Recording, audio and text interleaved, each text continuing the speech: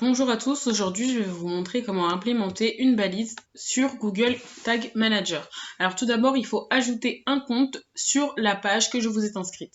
Donc vous ajoutez un compte, vous configurez le compte et vous configurez le conteneur qui va détenir les balises. Ensuite vous ajoutez un code qui sera donné du coup après cet ajout de compte que vous ajoutez sur le head et le body. Donc pour créer une balise vous vous retrouvez sur cette plateforme et on va créer alors une nouvelle balise. Cette nouvelle balise doit avoir un nom. Moi, j'ai fait le choix d'étudier tous les liens externes qui seront sur mon site web. Donc, je vais appeler cette balise GA événement lien externe.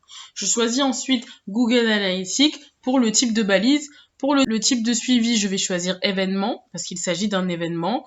La catégorie clic, l'action sélectionnée, donc sélectionner le lien en question, et le libellé qui sera le clic de l'URL. Comme ça, ce sera plus facile pour moi de déterminer quels sont les URL qui ont été cliquées. Je vais ensuite créer un déclencheur. Donc je choisis nouvel déclencheur et je vais aussi lui donner un nom. Donc ce nom, je vais choisir trigger lien externe. Donc il va s'agir de tous les clics sur les liens externes. Donc comme type de déclencheur, il va s'agir d'un clic lien uniquement. Et comme je veux que ce soit pour certains clics, je vais définir clic URL ne contient pas mon nom de domaine. Donc après ça, je vais enregistrer. Donc là, j'ai créé un nouveau déclencheur que je vais enfin pouvoir associer à ma nouvelle balise et je vais enregistrer. Donc, afin de vérifier si toutes mes balises fonctionnent bien, je vais faire une prévisualisation qui va me permettre de tester cela. Donc ça me ramène sur cette plateforme et je vais donc actualiser mon site web. Donc lorsqu'on se trouve sur mon site web, vous pouvez voir que la première balise page vue a fonctionné étant donné qu'elle atterrit sur Tagfire et que la balise événement scroll page a aussi fonctionné.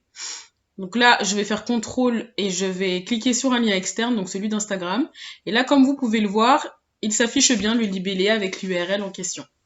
Donc lorsque je vois que ça marche, je vais envoyer les modifications en définissant une version de cette modification. Donc là, comme vous pouvez le voir, j'ai inséré toutes les balises qui étaient nécessaires selon mon plan de marquage. Et je vais enfin pouvoir voir si ces données ont bien été remontées sur Google Analytics. Donc je me rends alors dans comportement et événements. Donc dans cette catégorie va apparaître les événements que j'ai créés précédemment comme le clic sur les liens externes. Donc je vais choisir la date d'aujourd'hui, étant donné que je viens tout juste de faire cette modification.